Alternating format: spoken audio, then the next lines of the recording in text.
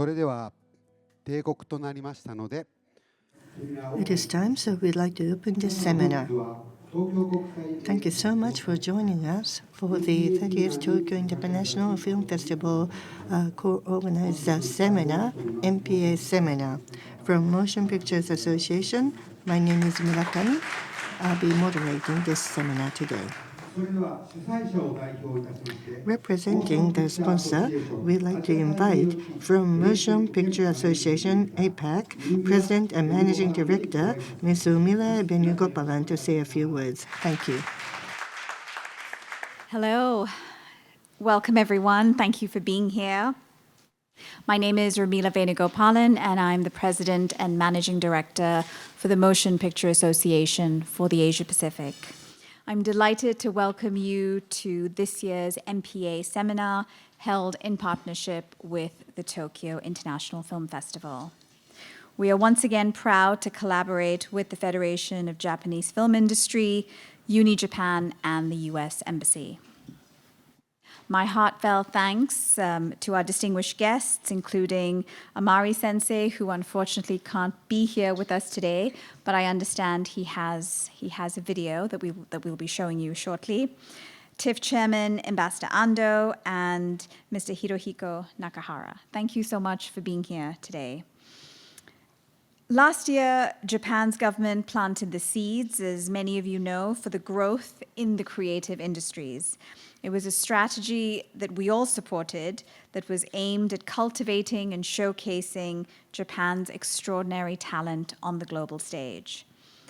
That vision is already coming to life. Japanese films, television, and anime are redefining global entertainment and driving what we proudly call the New Cool Japan strategy. A striking example is the phenomenal success of the recent Demon Slayer, which earned almost $700 million worldwide, a powerful reminder of the universal appeal of Japanese storytelling. For today, here at the seminar, our goal is to keep that momentum going, to highlight new opportunities for growth, deepen partnership, and strengthen Japan's position as a world-class hub for film and television production. I think everyone in this room, I think we all know what success requires: an internationally competitive incentive system, ideally systems at all levels of government, robust infrastructure, skilled crews, and all of these things depend on strong collaboration between government and industry. Whether you represent government, local studios, or our MPA member companies, I know everyone here shares the same commitment.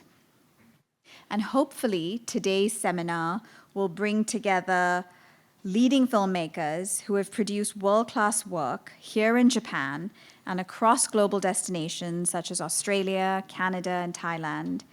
And we're particularly hopeful to hear their insights and that they will help us identify concrete opportunities for growth and innovation in Japan's production environment. So thank you to all our experts who are going to be on the panel very shortly, and we look forward to hearing your insights, your views, and your opinions on how together we can write the next chapter of Japan's creative story. Thank you very much.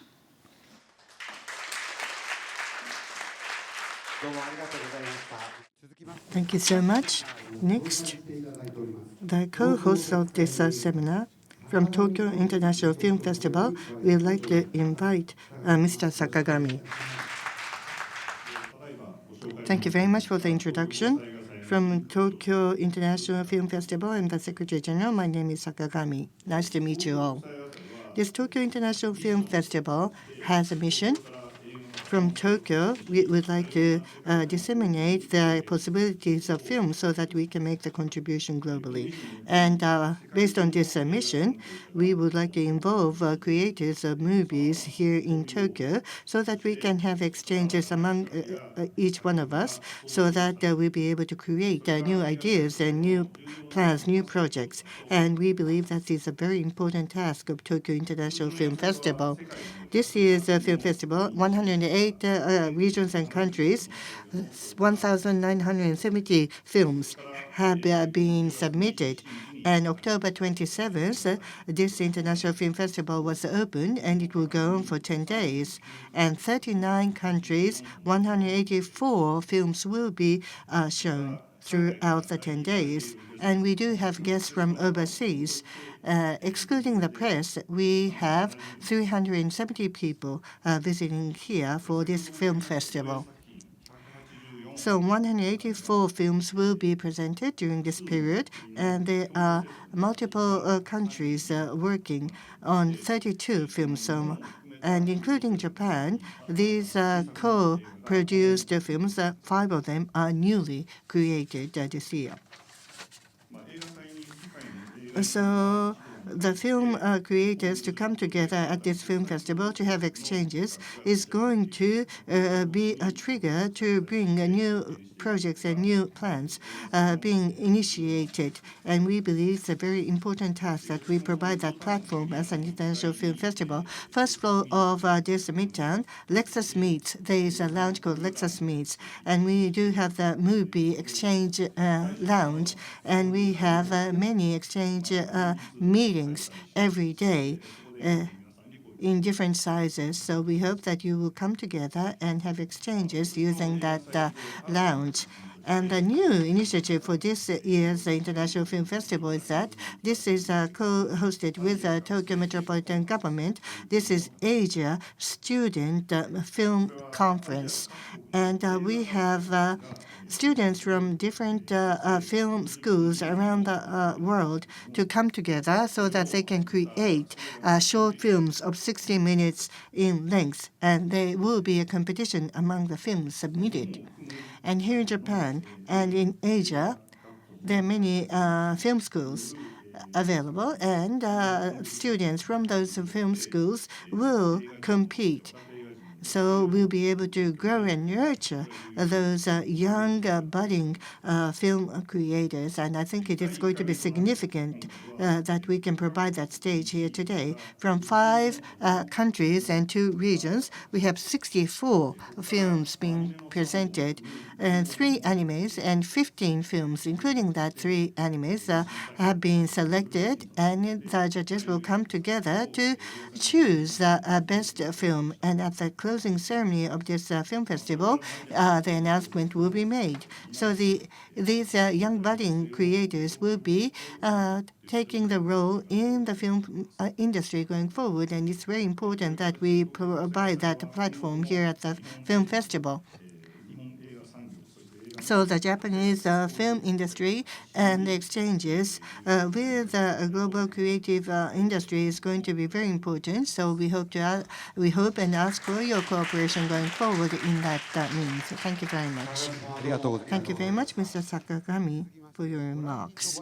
Next, we would like to have remarks from distinguished guests. From Secretary General, Secretariat of Intellectual Property Strategy Headquarters, the Cabinet Office, we'd like to invite Mr. Hirohiko Nakahara. Thank you very much for your kind introduction. My name is Nakahara. Nice to meet you all. Today at this MPA seminar, thank you very much for inviting me. And also for Motion Pictures Associations, thank you very much for your cooperation on the IP strategy of Japan on a day-to-day basis, and I'd like to take this opportunity to express my gratitude for your all contribution.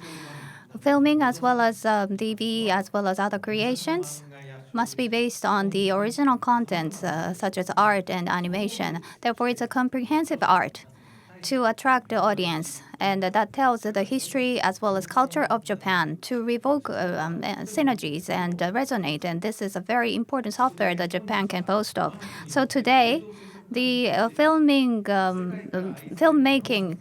policy must be enhanced in order for us to better disseminate Japanese culture and other technologies, and also to make Japan as a global hub to attract foreign filmmaking in Japan, so that we can create a virtuous cycle of the economic stimulus. And we'd like to actually consider ways to promote how to nurture creators. So we'd like to once again use this forum. And first of all, in terms of attracting foreign filmmaking in Japan, Well, by doing so, the location shooting will take place, and that will create jobs, through which economic impacts will be created and help a regional economy. And also, we can nurture the HR or talents associated with filmmaking. And also, it can disseminate Japanese cultural features and boost the inbound tourism in turn. Therefore, in the long-term vision, the entire government must work together to enhance more filmmaking in Japan. At the Cabinet Office, location shooting smooth management has been ensured in March by the implementation of the guideline associated with the location shooting. And the original guideline was just used to enhance the smooth location shooting, but now we have clarified the contact as well as the case studies associated with the location shooting. And this handbook has been utilized to boost or to implement better milieu associated with foreign filmmaking in Japan. And starting from a few years ago, the METI has introduced the location shooting related subsidy program to incentivize the maximum of 1 billion yen, and 16 projects have been awarded this subsidy. Therefore, this we'd like to continue the effective use of this system so that it can provide more opportunities for future projects. And second, how to create a virtuous cycle between the content as well as location shooting, bringing economic impacts by promoting tourism to create future jobs. So this, in turn, will revitalize regional economies. So each region, the young talents will be nurtured in order to promote the contents, local-based contents. And starting from there, we'd like to introduce Japanese food culture and other regional resources so that the entire regional communities can work together to promote their economies so that the contents can be virtuously created to stimulate this local economy. At the Cabinet Office, including the tourism and accommodation, as well as the local tourism, including the contents, economic impact will be triggered by working together through PPP based on local communities. And these specific locations will be selected so that the relevant ministries as well as businesses and local municipalities can work together. And as of the 21st of this year, the public solicitation has started. Third, content creation is sourced by the talents. So we need to ensure that the young talents are attracted in this content creation industry so that we can keep creating creative products. So that requires an environment where new creators can work with a safe sense of security. And other and measures must be implemented so that content-related supports must be available, and the portal site will go live on October the 30th. This is called the Creator Support Japan Creative Portal, which provides important related information so that the entire government and the country will work together to nurture more young creators. And in order to improve this environment, not only the government measures, but also the transactions as well as labor practices and in the private sector themselves need to improve. And on this specific point, the Japanese Eiteki Association, starting from April, started to implement rules pertaining to the filmmaking labor practices. And the guideline is in place right now. And for the Fair Trade Commission, the animation production creators transaction has been investigated. So this autumn, the results will come out. And today, in terms of location hunting as well as the virtual cycle of creators and how to nurture young talents. Those were the three key points that we are examining. So through PPP, the comprehensive measures must be in place so that the filmmaking milieu in Japan will further improve, so that the made in Japan contents will be further disseminated around the world. And Japan will become a global hub for filmmaking in the future. And I hope that this seminar will prove fruitful discussion or opportunity not only for Japan but also overseas filmmaking. Thank you very much for your kind attention. Thank you very much, Mr. Nakahara. Next, former Minister for Economic Revitalization, Mr. Akira Amari, has sent us his video message. Within the Liberal Democratic Party, he has created Diet Members Alliance for the Promotion of the Content Industry and Research Commission on Intellectual Property Strategy, so he is supporting our content industry for some time. This is his video message. Hello. I am Akira Amari of the Liberal Democratic Party and founder of Diet Members Alliance for the Promotion of the Content Industry. The MPA Seminar, held as a co-sponsored event of the Tokyo International Film Festival, has now reached its 15th iteration.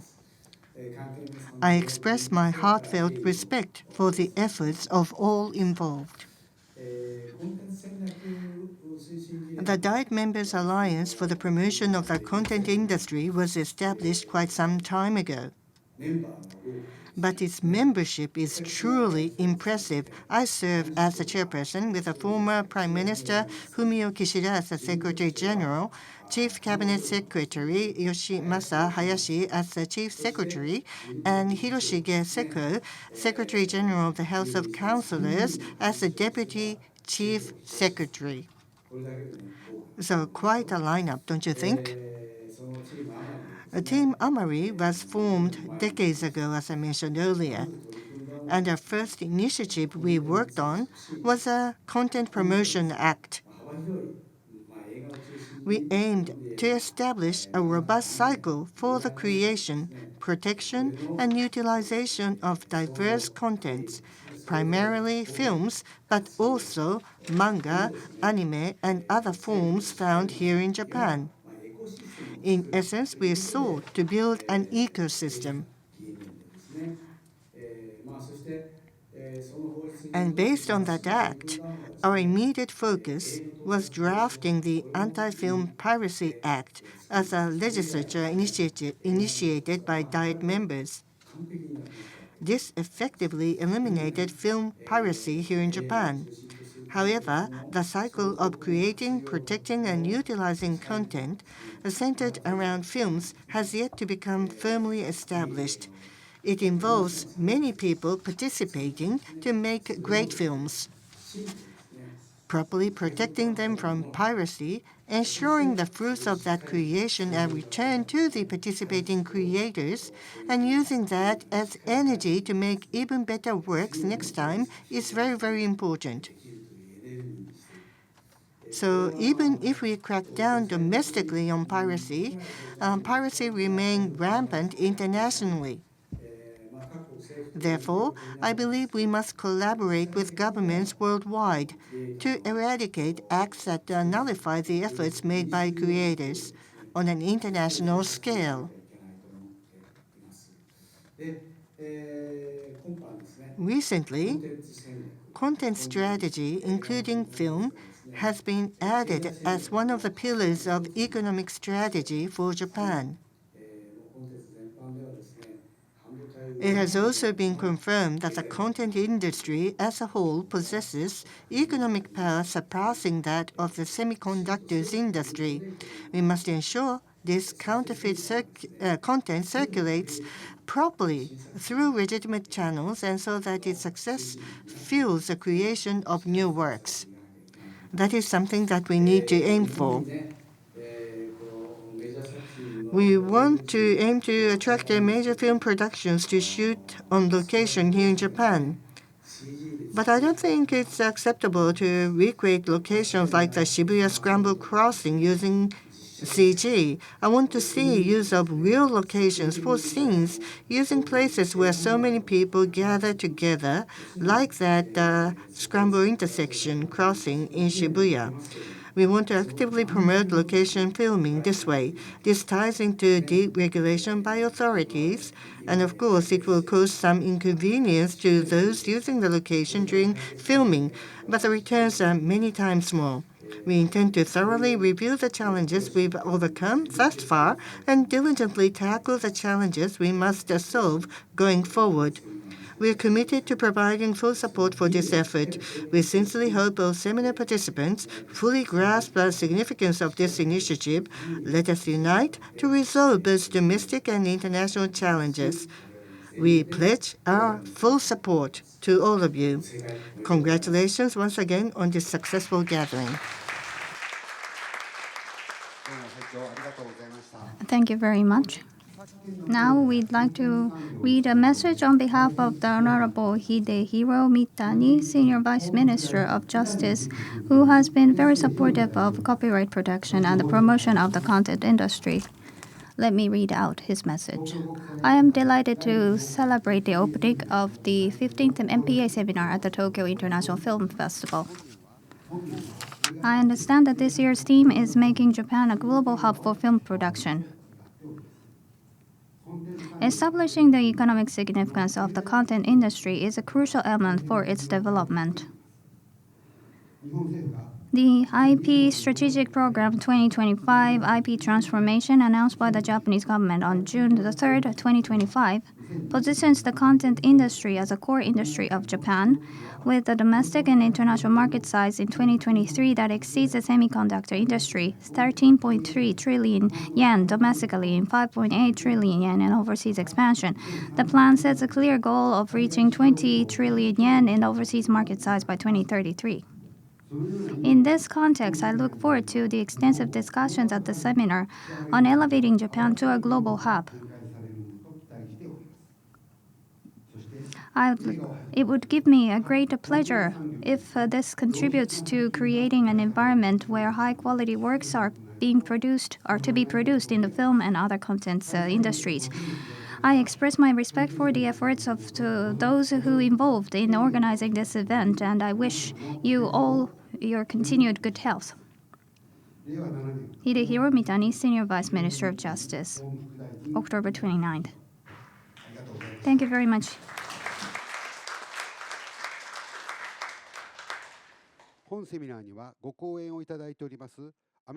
So we had planned to have greetings from Minister Evan Felsing, Economic and Science Affairs from the U.S. Embassy, which is sponsoring today's seminar. However, due to the impact of the U.S. government shutdown, he is unfortunately unable to attend.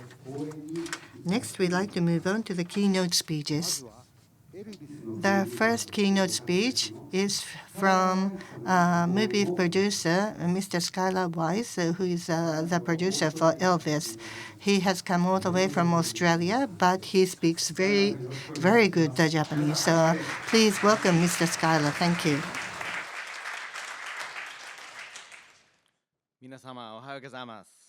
Good morning, ladies and gentlemen. Thank you very much for giving me an opportunity to be invited at the MPA seminar. And as an international student, I had an opportunity to come to Japan. And the filming industry culture in Japan is very important for me. Unfortunately, today, my language, Japanese language, limits my ability to express fully, to fully express myself. And thanks for the Google I should translation. probably switch to English before I just completely run out of steam.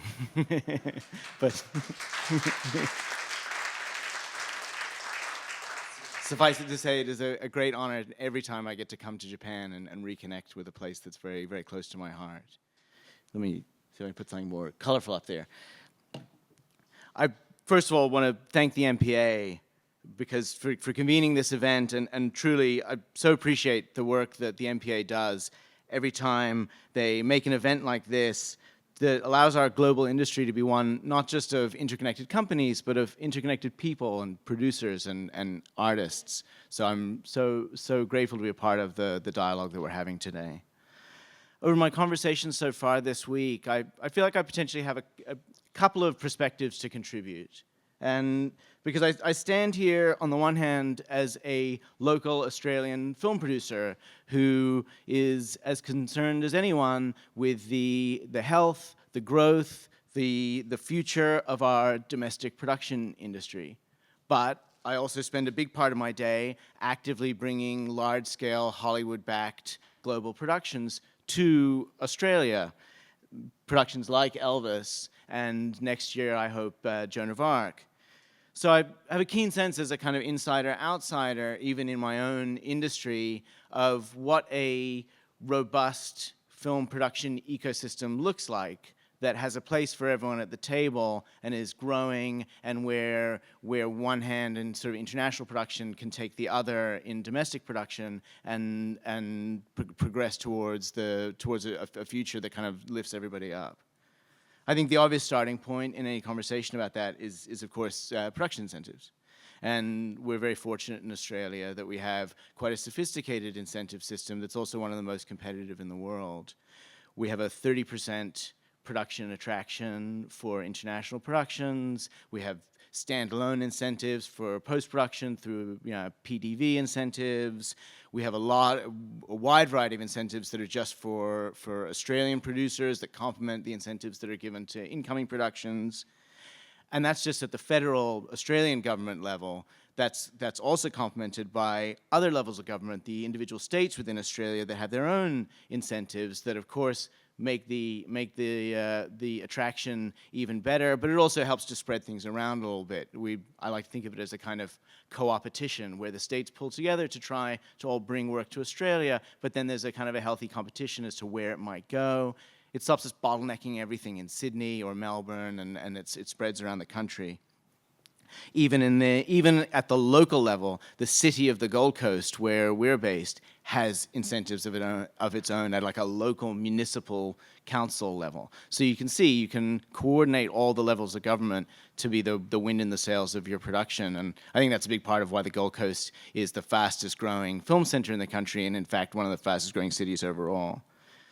But incentives can also always be improved. In recent years, working really closely with the MPA, we've strengthened and clarified the 30% rebate for location attraction because it had to replace something that was just frankly kind of unwieldy and confusing, and we acknowledge that, and again, we're able to turn it into something that's really clear. Because I think that's really important about incentives. They have to be clear and accessible because people are making quick decisions, and I've seen the spreadsheets in the corridors of power in big movie studios in Hollywood where without great regard to what the content is going on screen, they're just looking at whether they should shoot it in London or the Gold Coast or Bratislava as if those things are interchangeable. And so the way the incentives work has to be really clear so that people can make those kinds of quite hard-nosed decisions. And I think that's sometimes for government and showbiz need to find a plane in which they can meet and understand those things and be a bit flexible. The Australian incentives work on a rolling basis because as much as we'd like our lives to be this way, we know that in our business you can't say, well, we'll get our paperwork in on the third Tuesday of the month and we're going to start shooting on the following Wednesday. It's just, I wish my life was like that. I think my wife really wishes my life was like that. But we all know that we're not always in control of the timelines of our work, and we want our government to be receptive to that and have some of that flexibility. And part of that is having clear governance. Screen Australia, I think, does a really good job as a standalone screen agency of managing all this information and working as the interface between our industry and the Australian government. And it's just helpful that you can pick up the phone and Chris Hemsworth, looking affable Australian, will answer and help you with any questions you might have about the Australian incentives. So ring them up. But and also the different levels of government, I think, understand these incentives are an investment. They're not it's not a gift to the industry. The money comes back, that investment comes back fourfold, fivefold on every dollar of government incentive. And I've been told this many times by politicians who are sort of amazed at the way that's working, because we know what we spend the money on. It's not just going to the payroll. It's not just going within the industry for crew and equipment. It's every rental car and every dollar of petrol that goes into those rental cars, every hotel night, every meal. The penetration goes so deeply into the economy when big film productions come to town that the incentives are just offer a tremendous return on investment, but it's also an investment in the future. And I think really the most important thing about any kind of incentive culture is that they're really, at the end of the day, only as valuable and only as viable as the film industry ecosystem that they then stimulate. And I've been fortunate enough that in my work with Baz Luhrmann's company, over about 20 years now, it's actually it's mapped against a really dynamic period that's been the sort of the lifespan of the current incentive system that we have in Australia, starting with the movie Australia. I wish I could say that was a recent photo, but that's me on Baz's on the left of the screen there. I think the incentives have probably aged a lot better than I have over the intervening 18 years. But that time period has seen Australia host dozens and dozens of Marvel movies and legendary monster movies, and not just Hollywood fare, but international productions from all over the world. But it's also elevated Australian filmmakers to the highest levels. George Miller and his body of work with the Mad Max movies, and of course the auteur that's closest to my heart, Baz Luhrmann's son, who has been able to make these huge Hollywood movies while also building up our local industry. He hasn't ever left Australia really to make these movies that travel all around the world because of the partnership between our industry and the support we get. Australia, the movie was a local film, but produced on a global scale thanks to these incentives, and also incredible locations that we were able to access. That's the other very important artist in my life, the multi-Oscar winning production and costume designer Catherine Martin, who's also Baz's partner in life and art, sitting on a little camp chair when we identified the perfect landscape to serve as the backdrop for the main location in the movie Australia. It was perfect in Catherine's opinion as the designer, maybe less than perfect in that it was several plane flights and many hours of driving from the nearest anything. But that didn't stop us from building this there. So, we shot all over the country, again, spreading that work around and discovering new film-friendly regions all over Australia. We shot on film back in the day. There's Baz and Nicole with that distinctive mountain in the background. Hugh riding through the desert. That's our crew, because I think that that's another big. That's perhaps the most important thing is the human resources and the skills development that you need to sustain a big movie industry. And what's particularly nice as I look on that photo, there are a lot of that crew on the movie Australia were veterans of Baz's production of Moulin Rouge and have gone on to work on Great Gatsby and Elvis, and to see that industry grow and develop and people kind of stick to each other has been a really gratifying thing to be a part of. I've also really appreciated that I have had the firsthand experience of applying some of those skills gained at the level of these productions to smaller domestic films. After Elvis wrapped, I shot a smaller movie in Australia for the domestic market with a local streamer, and was able to take various team members from within departments on a big Baz movie and give those people their first HOD job on a motion picture. And it really, as I said, it's that hand in hand between the international industry and the local industry is really really gratifying to be a part of. It's not a switch you can flick, I think, is what it boils down to. That the incentives send a strong message that we're open for business, but it can't be a mixed message. For 18 years now in Australia, it's been an apolitical message that's been supported in equal measure by left-leaning governments and right-leaning governments in different ways, but always with equal gusto and equal commitment. And that makes it very reliable. And that's what really helps the other main driver of a strong film ecosystem, which is infrastructure, the facilities and the vendors. And that kind of investment really relies on that pipeline, on a dependable production pipeline of work coming in that keeps the private capital investment flowing to build up the industry. Once again, for the great benefit of all of these successive international productions, but then it's a legacy to the Australian industry that we have these world-class facilities in production shooting stages to visual effects vendors and post-production facilities that are right here on our shores, and we can access them all the time. Australia has world-class production facilities in Sydney, Melbourne, and the Gold Coast, and emerging centres in places like South Australia and Western Australia, which again is not just really helpful for spreading the work around, it also gives us a basis in which, from Baz's perspective, we've been able to make everything from 1890s Paris to 1920s Jazz Age New York to 1950s Memphis, 1970s Las Vegas.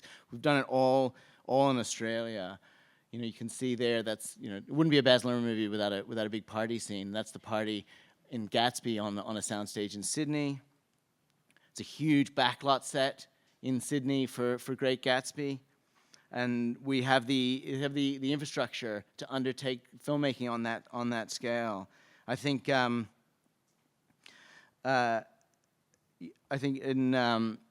Elvis, and I have a clip that these guys are going to queue up for me.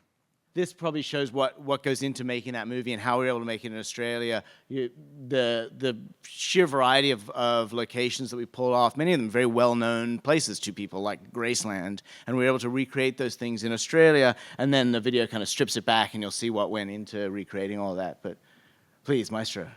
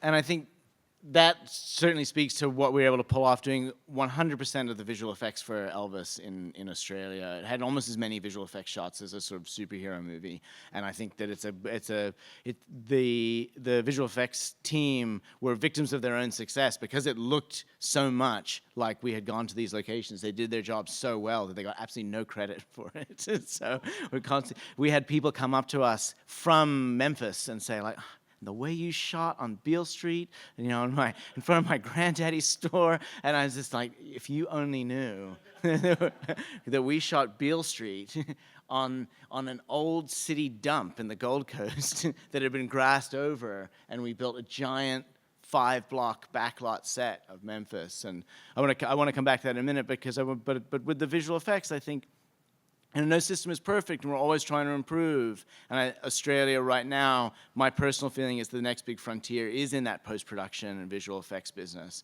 And we're at a different point in the cycle now in the incentives. The incentives are strong, and some of them are new. We've got a 30% PDV rebate nationally. In the state of Queensland, where we're working, there's an extra 15% you can pick up. But it's somewhat it's somewhat ambitious because they're offering big rebates for an industry that's not necessarily always there to catch it. But it is growing. You know, just had a meeting just before coming out here with a company that is going to move an operation from Sydney to the Gold Coast and bring with it 100 team and grow. They want to grow to 300 to 500 within a few years, and that's because they see that rebate as being a great carrot. And again, there's no one, the government's kind of going out on a limb a little bit, but the industry is coming there the industry will be there to catch people. But it's definitely what I think is a new frontier for the Australian industry, is how to capture post-production independent of production. Australia is well known as a great place to shoot a movie, but we want people who shoot their movie anywhere, shoot their movie in Japan, shoot their movie in Thailand, shoot their movie in Canada, or maybe even actually in Hollywood, to feel like they would go and do post-production in Australia regardless of where the movie is shot. So it's like, I feel like we're always looking for ways that where we can grow and how we can bring the government along and how we can bring the industry along to try and capture a bigger piece of that ecosystem and create more opportunities throughout the whole film pipeline. So for us, that's a really big priority.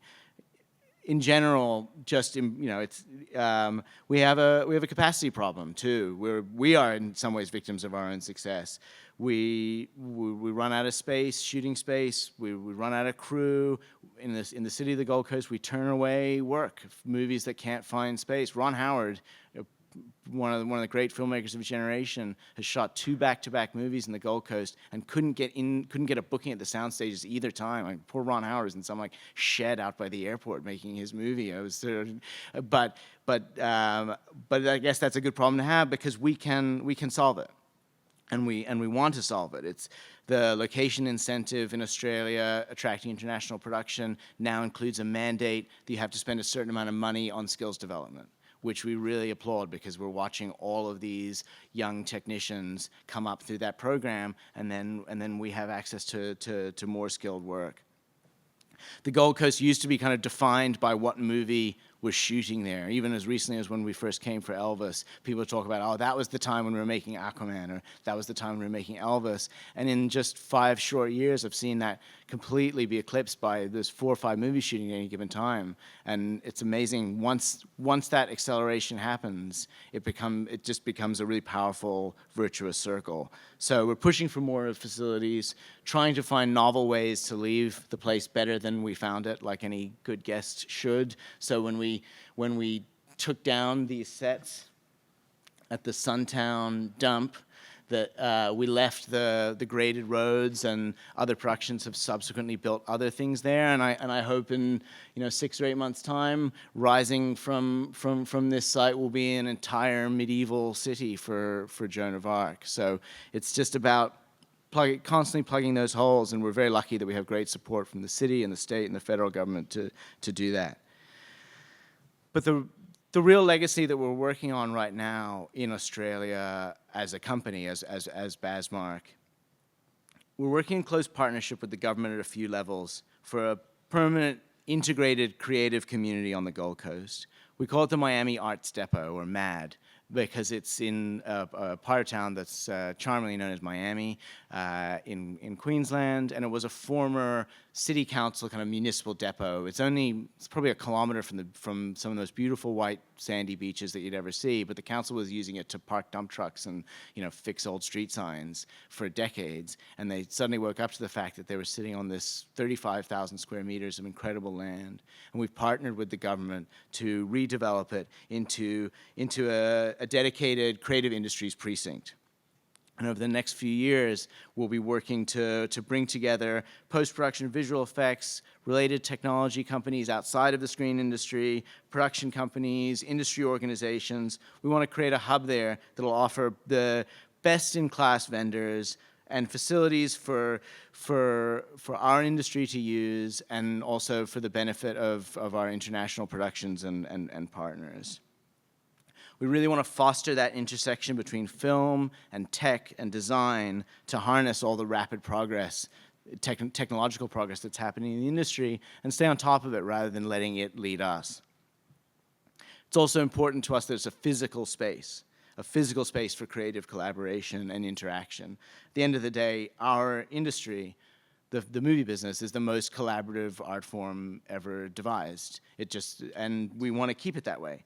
We want to embrace the unlimited potential that all the new technology allows, and we feel we can only do that if we keep the work really grounded in the act of coming together in person to share ideas and challenge each other and learn and create. So I suppose that's all the more reason why I'm so grateful and enthusiastic about being here today. And I hope that events like this and at the Tokyo Film Festival, and one day I hope we'll host something like this in the Miami Arts Depot, and keep coming together and keep strengthening the ties between our global interconnected industry on the human level. So thank you all very much.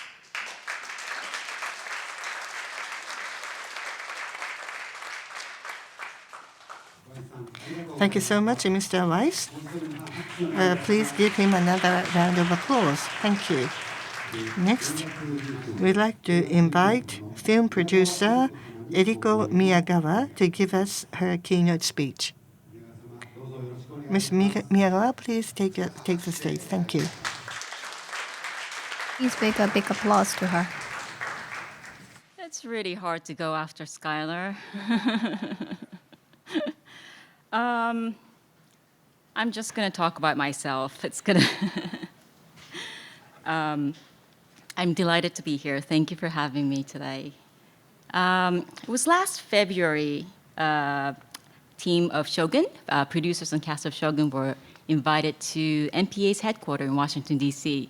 to screen our episodes and talk about the work. It was our final stop on the press tour, coinciding with the global release. The night before we gathered in one of our hotel rooms, ordered a bottle of champagne, and counted down towards the launch. I remember wrestling with the hotel's TV setting, watching the clock, wondering who else is about to watch the show. That moment when something you've poured years of your life in finally goes out into the world, I thought, perhaps this is what it feels like to send a child off to college. That mix of pride, terror, and love. Letting something precious step into the unknown. My heart was full that night, and I was deeply proud of the show and of everybody who worked, who made it possible. That wonderful MPA event was, for me, a full circle moment. I studied culture and politics at Georgetown, just across town, and graduated in 2002. For a girl from Yokohama, Washington, D.C. was where my international adventure began. And there I was, 22 years later, back in the city where it all started, presenting a Japanese jidaigeki, a period drama born of genuine cross-cultural collaboration. I even invited my old economics professor, Professor Kaneda, just to thank him for not giving me an F when he could have. He remembered. Among the esteemed audience that evening was Mr. Koichi Ai, a deputy chief of mission at the Embassy of Japan. Before the screening, he shared a story. When he was a teenager living in the US in the 1980s, the original Shogun had become a cultural phenomenon. Americans were captivated. A story set in a faraway land with unfamiliar customs and codes. As he recalled with a smile, many of his classmates had a crush on Yoko Shimada. for a young Japanese boy in a new country that became a surprisingly effective diplomatic tool. His story reminded me of my own childhood. When I was 5 or 6, my family moved to Dubai for my father's work. Next door lived a Dutch family, and their daughter was around my age. We didn't share a single word of language, and one day my father put on a VHS of Alice in Wonderland. I still remember sitting side by side with that girl, giggling at the Mad Hatter's birthday party. We didn't need words, we just needed story.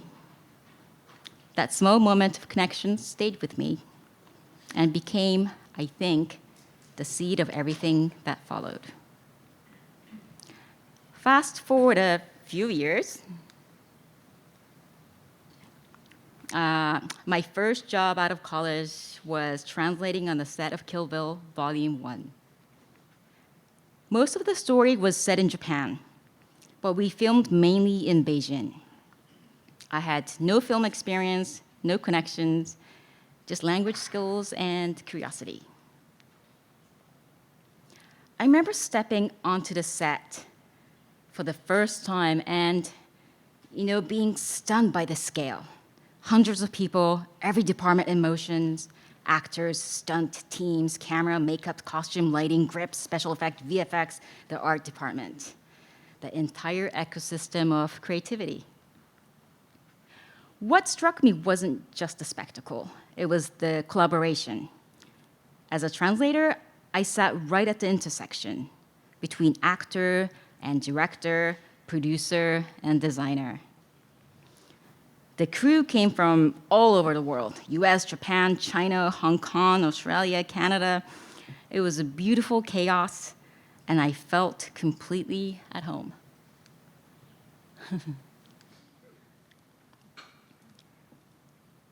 Years later came Silence, Martin Scorsese's longtime passion project set in 17th century Japan. The film had taken decades to realize, but I'll never forget traveling with him to Nagasaki, standing in the real places that inspired the story. What impressed me most wasn't his fame or passion, but his humility. Despite being an auteur, he approached the material like a student. He surrounded himself with historians, priests, and cultural advisors, not to verify facts, but to seek understanding. He listened, he asked, and kept asking, and that openness, that curiosity, stayed with me.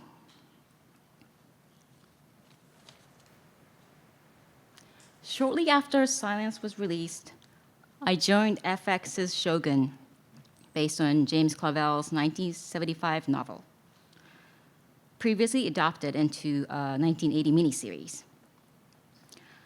I had heard how FX's leadership, John Landgraf and Gina Balin, two deeply respected visionaries of American television, were profoundly passionate about this project.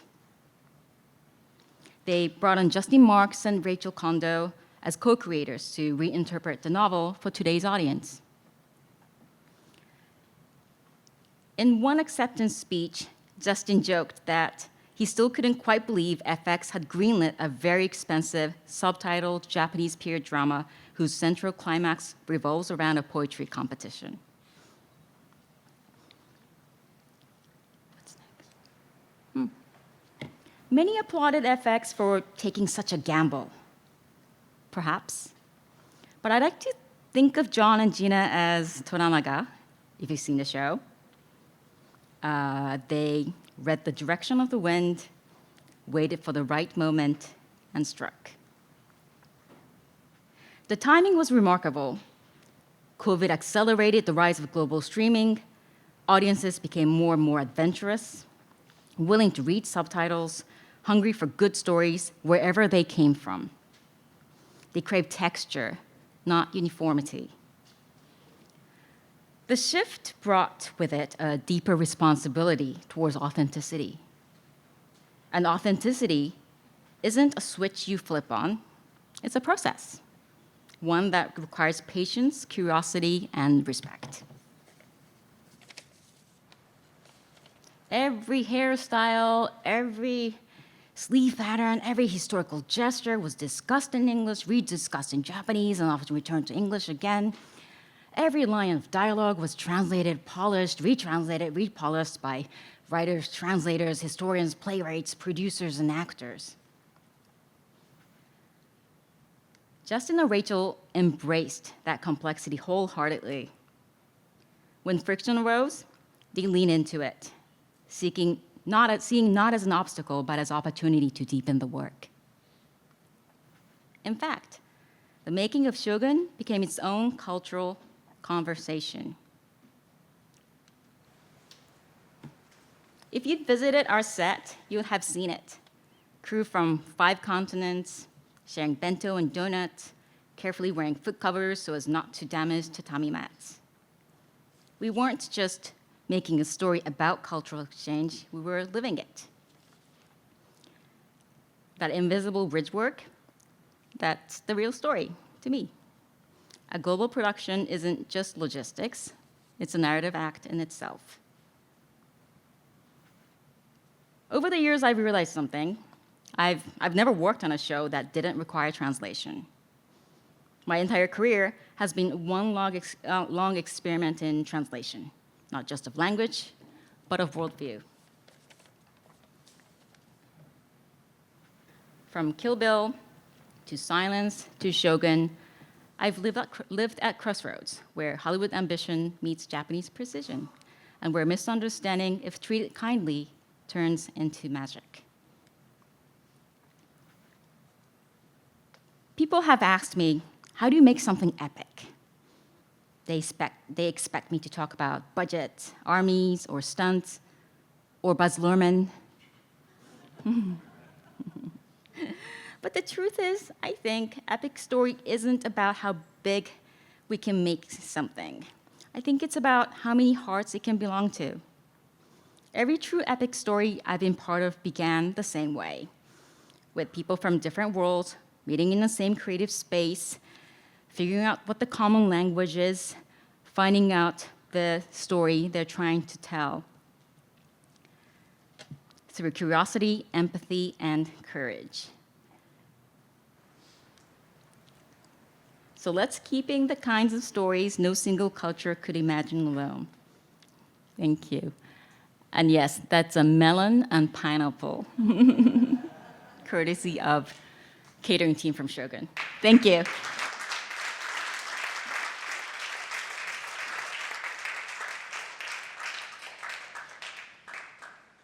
プロセッサーありがとうございました。 Thank you so much. Please, another round of applause for Ms. Miyagawa, please. 続きましてタイから来ていただきます Next from Thailand, film producer Mr. Abinat of Siricharo Enjitsa is here with us. Oba, please take the stage. Please give him a round of applause to welcome him. Thank you. สวัสดีครับ Hello こんにちは We'll start with a video showing some of the films that I have the chance to actually produce in Thailand.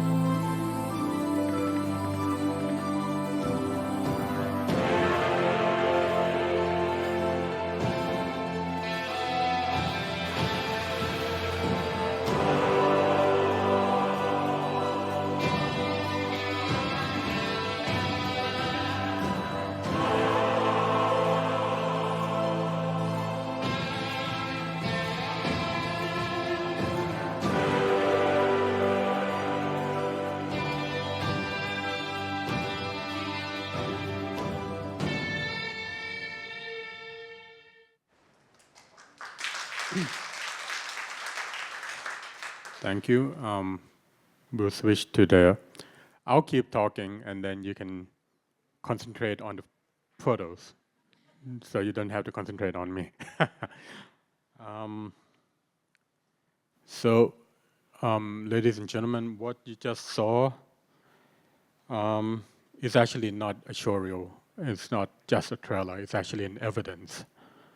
It's an evidence that Thailand is no longer just a backdrop of any film. It's rather now developed into one of Asia's most competitive production hub, trusted by studio and filmmakers all over the world.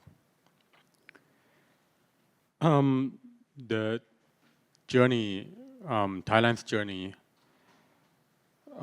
began with filmmakers coming just for the landscape, the backdrop, and we were entertaining a lot of shows with war movies, commercials, and all that. The beaches, the temples, sometimes the culture.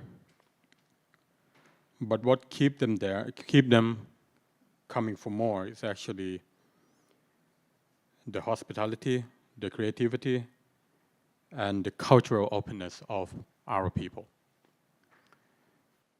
Also the adaptability, the flexibility, and the reliability of both the private sector and the collaboration with the public sector as well.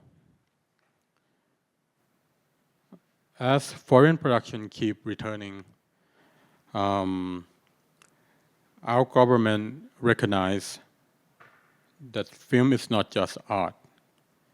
It is an industry and a bridge to soft power.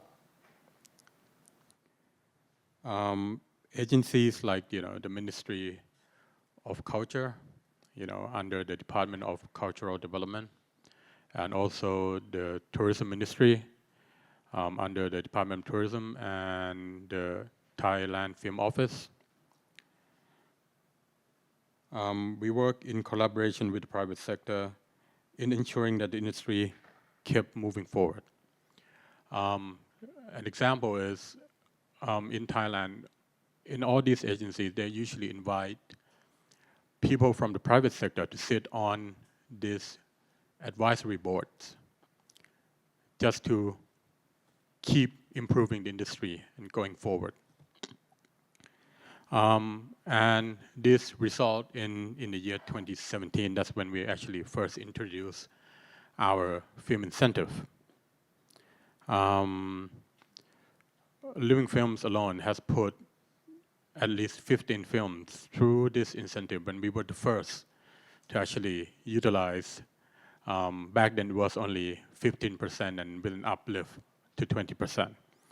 And towards the end of last year, with the growth of the international film that's coming in and shoot in Thailand, we have successfully increased the incentive to 30% with our local spend and without any cap. So that has, again, put Thailand on the map as a production hub.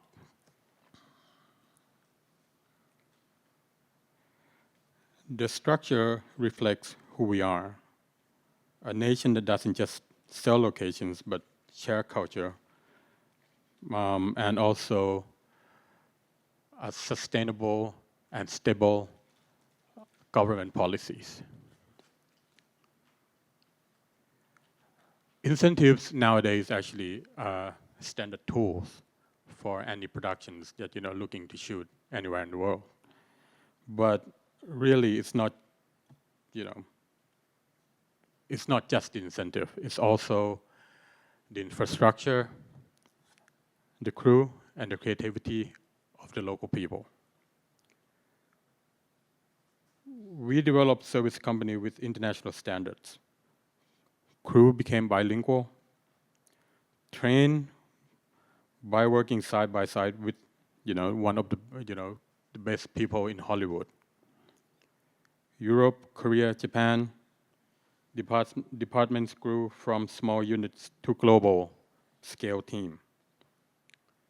And then the ecosystem starts. As you can see, that's the location of Alien Earth. It's actually the ecosystem starts and is followed with all the vendors, sound stages, rental houses, equipment base. It's all growing because of all this international production that came in, and there's the demand for it.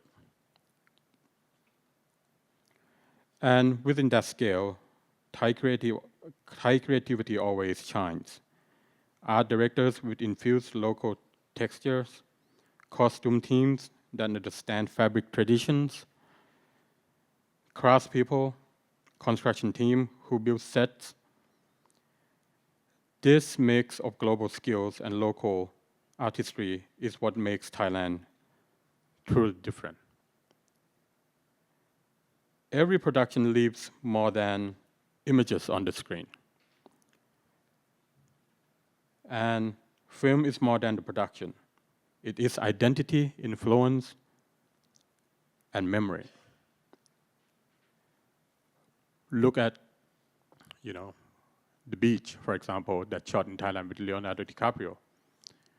Is actually one of the films being talked today, and people still go to Maya Bay to just visit. It's just only a small bay, actually. It's really tiny, but people kept going there. Or nowadays, if you actually go to the Labuan Hotel, where we shot The Hangover, or one of the scenes is like one of the rooftop restaurants, that hotel still have a suite called the Hangover Suite. It's one of the best-selling suites on that hotel, and one of the main selling cocktails is actually the Hangover cocktail. A little bit funny, Hangover cocktail, but yeah. But yeah, it's still there, one of the best-selling cocktails until today, and the film was like in 2011. And this is what nowadays people are trying to achieve, the power that calls soft power. For us, soft power means sustainable economic growth. And it's a way to actually present whatever you have culturally to the world.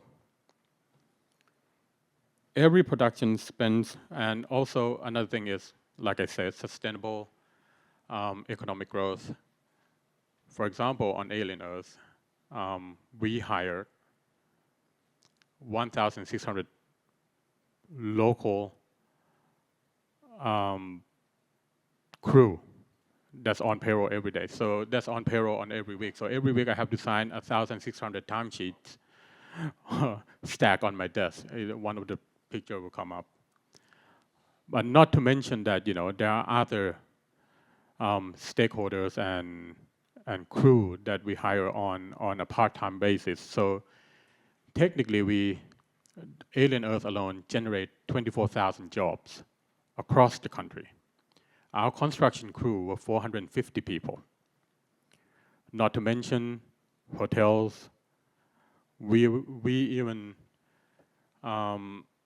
buy our hotels when we actually moved to Krabi. That's where we shot 2 of the last episodes in Krabi in the south of Thailand. And also the transfer of knowledge that we have. Alien Earth was a challenge. There are departments and sections that we never done in Thailand before. Like, for example, we never had a creature department. But that's something, but we put the Thais and the team from Veda together, and that's how we develop new skills, new departments in the country. If you see the eggs that we just saw, that's what made by Thai craftsmanship.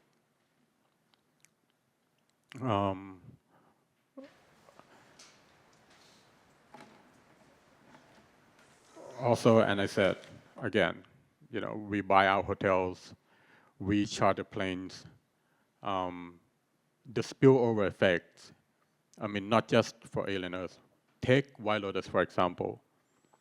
They were shot in Samui, in one of the property from the Mitre hotels.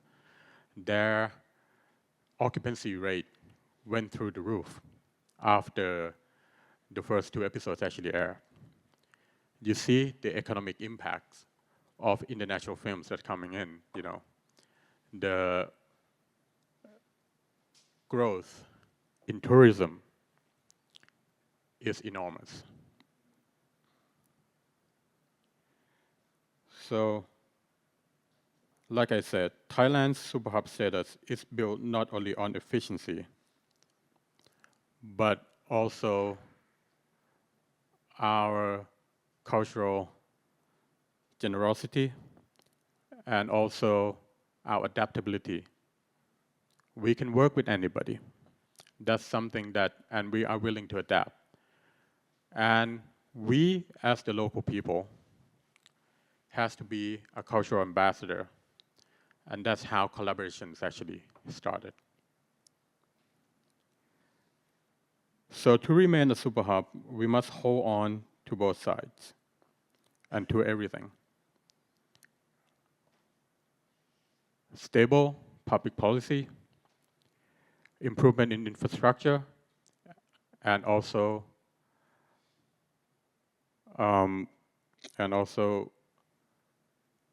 cost effectiveness. We must keep incentives competitive and predictable. That's something that I'm constantly working on with the government. Speed of approval, transparency of audits, and you must keep improving on the incentive. I mean, any countries like Thailand has incentives since 2017, but we can't stop there. We have to keep improving it. We have to keep to make it more attractive all the time. We must deepen our crew pipeline. Like Schuyler said, even in Australia, they were struggling when, you know, big major productions come in. I mean, when we did Alien Earth, we were hiring at least 70% of our crew base in Thailand. And while we were about to begin shooting, White Lotus geared up. So they were lacking crews. And not to mention, towards the end of our schedule, Jurassic World came. They were out of crew, and they were out of locations, actually. They have to brought in 400 people to come and service the shoot. So that is something that we have to keep constantly working on in order to maintain our status as a super hub. So, and equally, we must continue trying film to culture, not just action films in Bangkok or epics in jungles, but dramas in historic towns, stories that showcase our creative cities, our crafts, and our music. A super hub is not only a service platform, it is also a cultural partner. So I think I've been bored you for a while now. So I'm gonna show you another video. It's from Aliens Earth, and it's from FX. It's actually an interview and a scoop given by one of my producing partner, Chris Lowenstein, who's also the founder of Living Films, and Noah Hawley and the cast of Alien Earth on their experience in shooting in Thailand.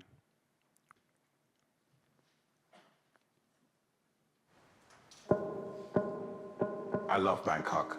I brought my whole family with me. It's going to be a problem going home because we enjoy it so much. I've never been to a city with so much vibrancy and heat in the food and in the weather. The city has this like unbelievable energy. It's just a pleasure to be here and to experience something that is so new for me. Producing Alien in Thailand, it's an amazing challenge. It's a city that never sleeps. So you really need to make a really good plan of how you're going to shoot. All right, here we go, team.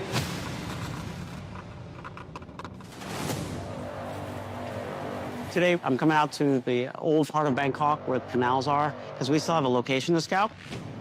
Noah Hawley really embraced this idea that a lot of what would be streets now are actually canals and waterways in the future. One of the great things about Bangkok is that it was originally a city filled with waterways, and there's still a lot of canals through the city. It's a hotter, wetter planet, and Thailand, I just thought was the perfect location for the show. The locations are amazing. And we have this fantastic contrast between old and new. And in some ways, that mirrors the world that we're creating for Alien. The experience of shooting in Bangkok has been amazing. The exteriors in Krabi, that will be the exterior Neverland. It's just so rich. It's like wherever we point our cameras, it's a world that we've never seen. The idea of going to be out of your element, you know, you go to Bangkok, it's different rules. Different crew, different food. That helps me feel like I'm actually in the alien world. It's so beautiful, perfect, and good. I'd say 70% of our shooting is on sets that are built in studios across Bangkok, and about 30% is on location. The stuff on location has been really special. There was one amazing scene, I think, in episode 1, where we are walking around a market down this narrow street. Just the life and the colour. We really were in the middle of some lively neighbourhood in Bangkok. It's a wonderful country. It's a wonderful city. It's unlike anything I've ever seen before. It is a very kind, patient, hardworking place. You know, we've had nothing but a great experience here. As a producer on Alien, I have all the normal roles that a producer has in terms of managing the budget and hiring all the crew and all the elements that go into the shooting. Saw the chandelier on the last person. I hire everything that's local equipment, locations, construction teams, all local transport, catering, crew. The Thai side of crew is around 900, and we probably have over 100 people coming in from 11 countries, the international team. So it's a big mix of different crew from different countries, which is amazing. The Thai team are incredible, and we've been so lucky to work with them. So patient, so hardworking, and just very knowledgeable in terms of what they do. It's been a wonderful collaboration. I hope to film here more in the years to come. Chemistry is very important when putting a crew together on a series like this. And so part of it is doing the rounds and making sure that things are going smoothly. There's some solution to be had on any given day, problem to be solved. We could put a plastic cover on that as well. Yes. Yeah. Everybody's a little bit worried about urination on the lights. Since I'm based in Thailand normally, being producer of Alien in Thailand is like a dream job. And it's a big production. In my time as producer, it's the first time that we've done a show that has this many sets and this many moving parts. Alien came out when I was 11 and obviously made a huge impression on me. We're creating these sets that feel nostalgic. When you walk on the set, it brings out my inner 11-year-old, and I think it's important not to lose that. Look at that, fantastic. We have a lot of people on our crew who are huge fans of the franchise. You really believe in what you're making, and now that we see it being shot, and we see it on screen, audiences are gonna love it.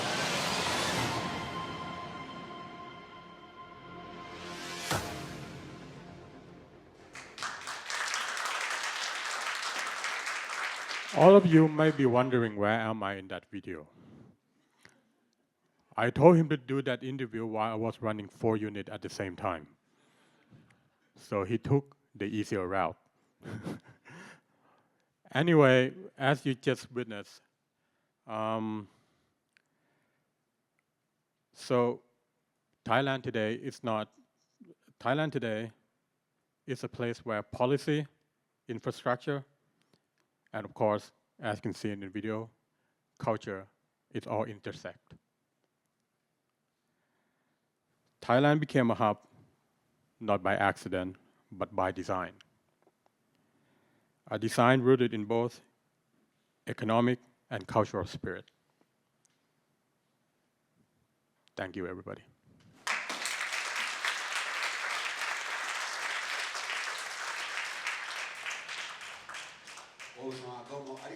Thank you very much, Obsan. Please give him a big applause once again. Now we'd like to begin our panel discussion. Now, I'd like to introduce the panelists. When your name is called, please come on to the stage. First, from Hollywood Reporter Asia editor, Mr. Patrick Buzeski, who will be moderating this session. Thank you. Next, film producer, Mr. Schuyler Weiss, please. And film producer, Ms. Eriko Miyagawa. And from Film Solutions, President, Mr. Junko Kusunoki, please. Round of applause for Kusunoki-san, please. And also, we had a wonderful presentation from film producer, Mr. Abinad of Sericharo Inji. So we'd like to invite him as well. Thank you. So I'd like to give the microphone to Bresky-san. Thank you. All right. Welcome back. Thank you all for joining us and staying with us. I'm Patrick Bresky, Asia Bureau Chief of The Hollywood Reporter. In this session, we'll be having a constructive conversation about what Japan can do to continue to optimize its production ecosystem. The country has made some really meaningful strides in recent years with the introduction of the film incentive and world-class shows like Tokyo Vice and Shogun breaking barriers and telling Japanese stories on the world stage like never before. And it seems like lately everyone in the world wants to come to Japan, especially creative people. But it's still a little too often that we hear in the industry about really exciting shows that wanted to come here, but then took a closer look and found that the challenges were a bit too great. So we'll be discussing steps that the local government and industry can take together to help Japan reach that tipping point where there's an unmistakable consensus in the global industry that Japan is a truly film-friendly place to work. As you probably already noticed, we have a really impressive group of people here to talk about these issues with us. You've met most of them, so I'll just briefly introduce the one who's new to the stage. That's Junko Kusunoki. Junko is president of Film Solutions Co. and was a production consultant on HBO's Tokyo Vice.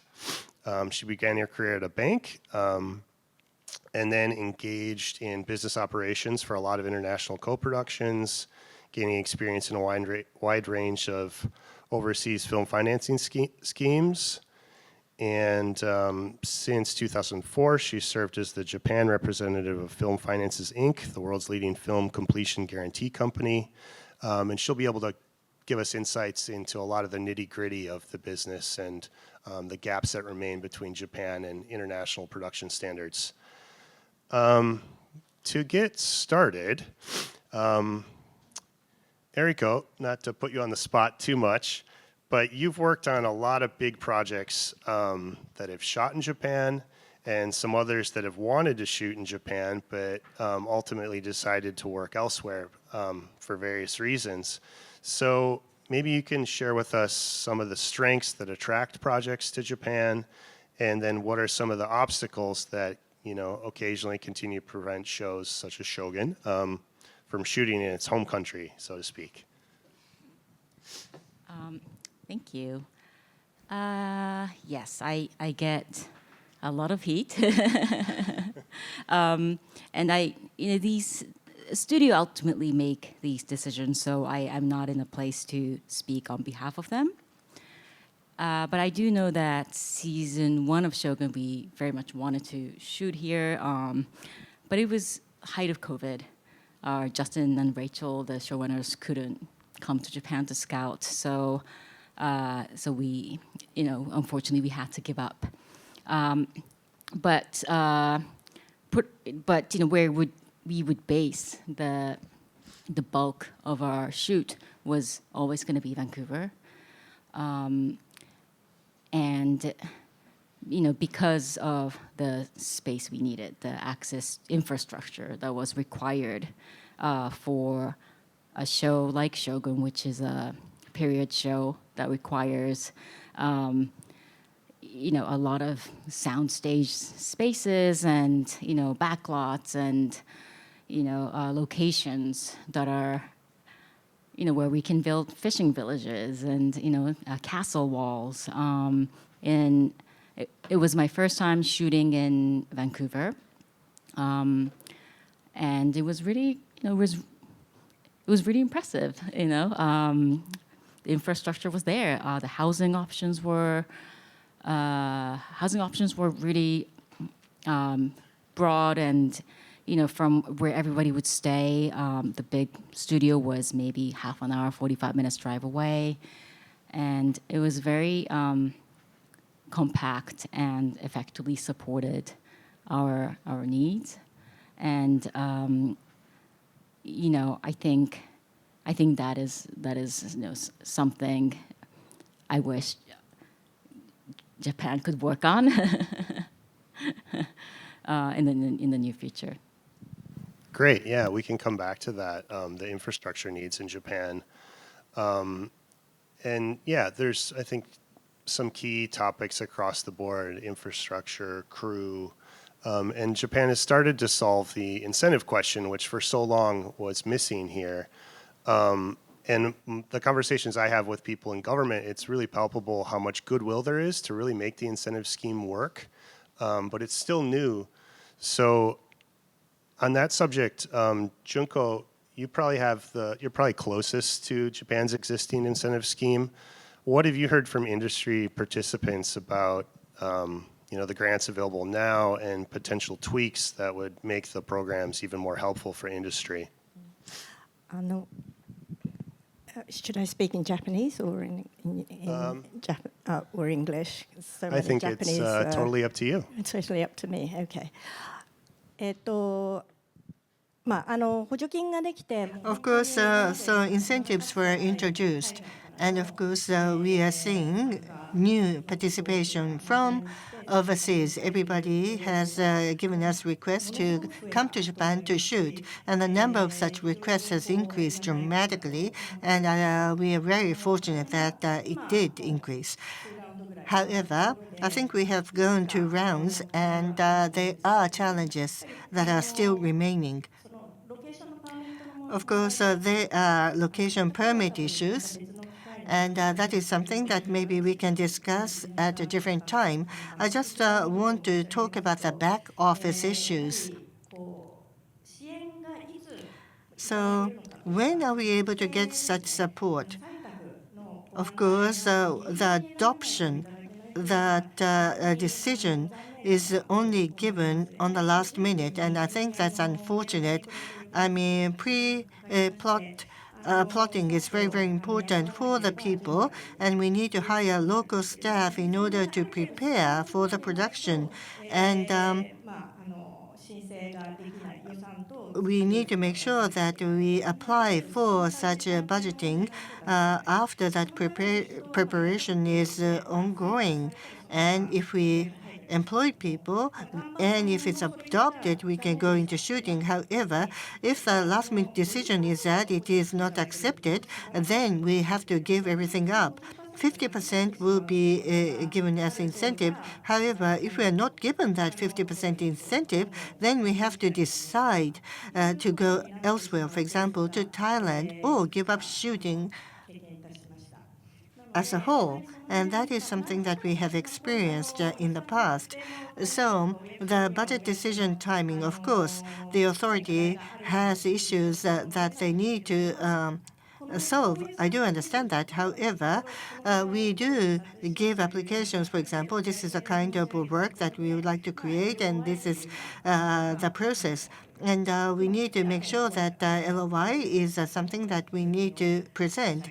And if they accept, they will be able to give us incentive. But if they could give us early indication as to whether they are going to give us that incentive or not, that is going to be very important. So pre-plotting is very, very important. Preparation is everything. So we do not want to rush into preparation. And of course, we need to make sure that everything is done by the end of the fiscal year, at the end of January. And if that is the case, we will only have 6 months to work on the preparation. So pre-plotting is something that we would like to see the authority work on and improve on so that we'll be able to have ample time for preparing for the shooting. And also acceptance. We need to work on growing creative people, and that was mentioned earlier by the speakers earlier. However, we need to make sure that we grow the back office people as well. They will be involved in the filming as well. And of course, the budget is quite large for the overseas films. And of course, we provide services related to accounting as well. And of course, we provide budget control as well. Here in Japan, we just accumulate the budget to come up with the total budget. However, during the shooting, for example, often we need to make sure that we control the budget. We have used this much, and we need this much going forward. That kind of control is very important. And when we attract location from overseas, we need to make sure that the consumption tax, for example, will be returned. So we need to make sure that the invoice system is utilized so that that tax will be returned. And if that is to be done in English language, that is going to be very complicated as well. So anything related to legal matters, etc., of course, overseas, E&O and extra expense insurance available overseas, which are not available here in Japan. So if that kind of insurance can be provided, I think that would make it easier for overseas productions to come to Japan to shoot. Thank you, Junko. That's some very valuable feedback for many in the audience, and I hope some of the government agencies were recording it so they can listen to it a few times, because there's a lot in there that will prove useful. Zooming out a little bit, Schuyler, in your great talk, you detailed how the Australian industry's benefited from a strong, globally competitive incentive scheme. I think for an industry with a new incentive, a lot of excitement comes with that, but there can be trepidation too. People are wondering whether their industry is ready for it, whether they'll be overrun by big Hollywood studios. What do you think it's important for both sides to be sensitive to as a new incentive comes in and starts to bring projects?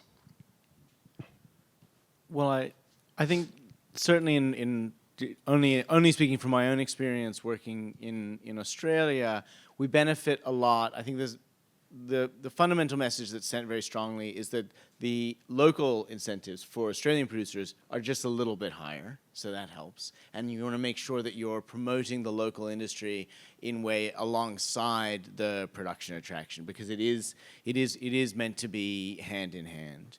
That doesn't stop a lot of Australian producers from having anxiety about the international industry coming in and using all the facilities and taking all the crew and paying people, higher wages than what they might get on a domestic production. And it's like, I'm sure those kinds of anxieties are not unique to Australia and probably be familiar to a lot of domestic Japanese producers when contemplating what it might be like if there was suddenly a really attractive incentive.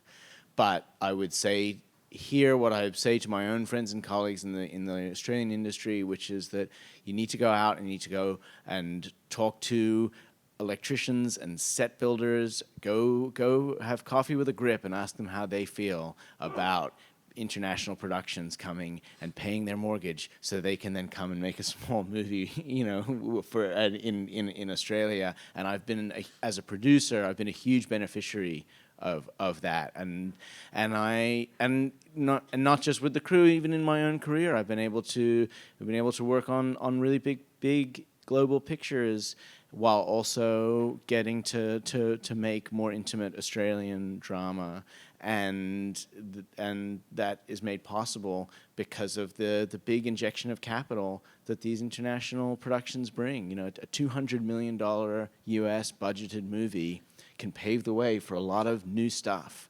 And a lot of that stuff gets left behind for the benefit of the industry. I think a better example even than Australia is New Zealand, which off the back of one series of movies turned Wellington into a global film center that's indisputable. If you say, oh, well, people associate Wellington with Weta visual effects, with Park Road Post, with the studios there, and we just take that for granted as if like, but of course, Wellington. But if you stop and think about it for a minute, it's like, Wellington? And that's just what one massive injection of international production can do. It can set up an entire film industry if you get it right, and if the right investment is enduring, and then can lift up the local industry for generations after that. Hear, hear. Kun-ob, you've worked closely with the Thai government on the evolution of the incentive scheme there, and I know you're working on a new incentive now for local productions. Could you share a little bit about that, why that's important in Thailand, and why it might be something Japan should consider?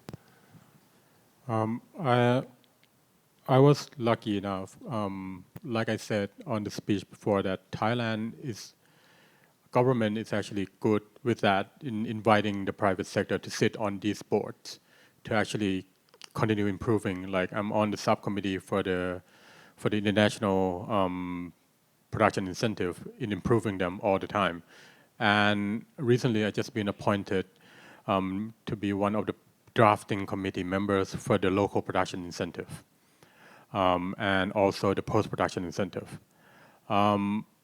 The vision from the government is that, and also the private sector, is that, you know, in order to actually improve the industry as a whole, the domestic industry has to be strong as well.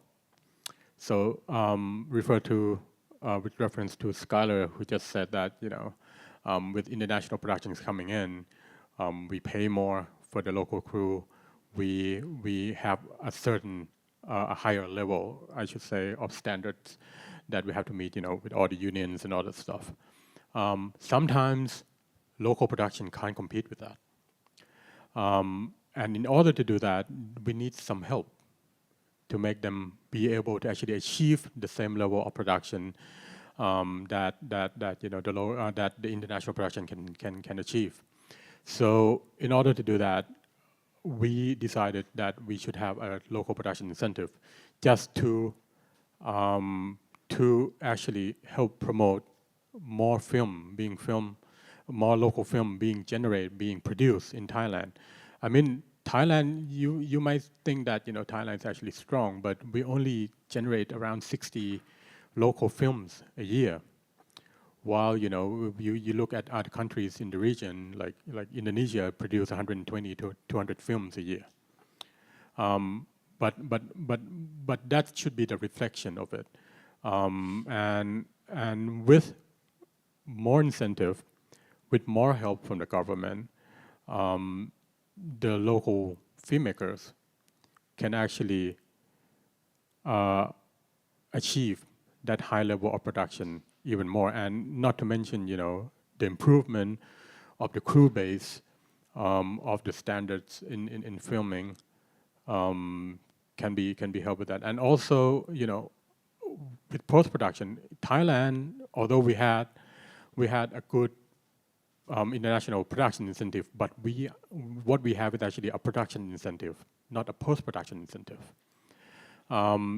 And as you can see, and it always pains me every time when I watch all these Marvel movies or CGI heavy show, and I see all Thai names actually up there. They're not working for Thai companies. They're not working in Thailand. Because, you know, we're not using post. Post is not something that's big in Thailand, but we have talent. We have the crew the knowledge, but there's no job, so they have to actually go outside of the country. It's time to bring these people home and to improve the industry. So we are looking to actually, doing a post-production incentive just to help strengthen our local industry. Funny, Alien Earth, actually, I use post in Australia. I use post in 4 different countries, but we film in Thailand. We didn't use any post production in Thailand at all. So that's something that I think we should try to improve on. Great, thank you. Well, I guess the good news, big picture, is that the surging global interest in Japanese culture is having a profound effect on the industry here already. If you talk to people in the production service space, they're seeing more interest than ever before in shows shooting here. But with that has come some of the familiar strains, and one is for sure crew. And it's always a bit of a chicken or the egg problem. The reality is there just aren't enough Erikos here, people who are truly bicultural and bilingual. So I'm curious to hear from all of you things you've observed in your home market, how that can be remedied in the near term. What can be done to bring more young people into the industry, to train up crew? Both Australia and Thailand are famed around the world for their great crew. It's a real selling point. How can Japan get there?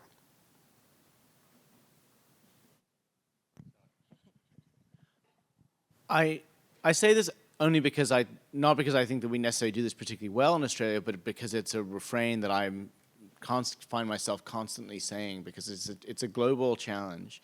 And in part it's because the sheer diversity of jobs in the film industry is somewhat opaque to people outside of it. And I think we do ourselves a disservice in the way that we promote opportunities in our industry. Film schools are great, but film schools, are predominantly for one of the tiniest subset of job opportunity on a movie. There's one director and 1,600 crew. So we need to do a better job at creating just visibility to start with about the kind of opportunities that exist in our industry, and then we need to look at pathways into that. You give me a week with 5 real estate agents, and I'll give you back 5 location managers. And I think those kind of mid-career transitions are the kind of lateral thinking in a country like Japan with a highly advanced professional class. There are so many ways in which people could find their way into our industry much more easily than there ever would have occurred to them. That's great, thank you. Eriko, I'm curious to hear your perspective on, a little closer to the Japan market, because there's been activity within the local industry in recent years to try to improve the working conditions for Japanese film professionals. Koreeda-san's been championing that, because I think a lot of people would be shocked to learn how little people who work in film in Japan earn. It's such a glamorous industry. I think that's exactly. I think we need to have a hard and honest look about the state of the industry and the wage and the work condition, because there is shortage. It's not an attractive field to enter for a lot of young people, and from my perspective, I'm always looking for a young bilingual, people to join me. But I think it's very discouraging when the wage is so low, work condition. You work 18 hours a day. There's no overtime. It's very hard. I think we're turning great people away from the market. I don't know. I don't know how that. But I remember I was in Beijing in 2002, subsequently between 2005 and 2008, and that was when China was opening up and all this big Hollywood shows were coming, and Chinese film industry was also growing so fast. All the Chinese students who studied in the U.S. are coming back and choosing to work as a crew, and there were so many opportunities that they could flourish, and there are so many sort of visible career paths that they could be excited about. And I remember feeling very jealous of my Chinese counterparts, and and I don't know what the solution is, but I think that conversation, that hard conversation, is overdue here in Japan. Yeah, absolutely. Thank you.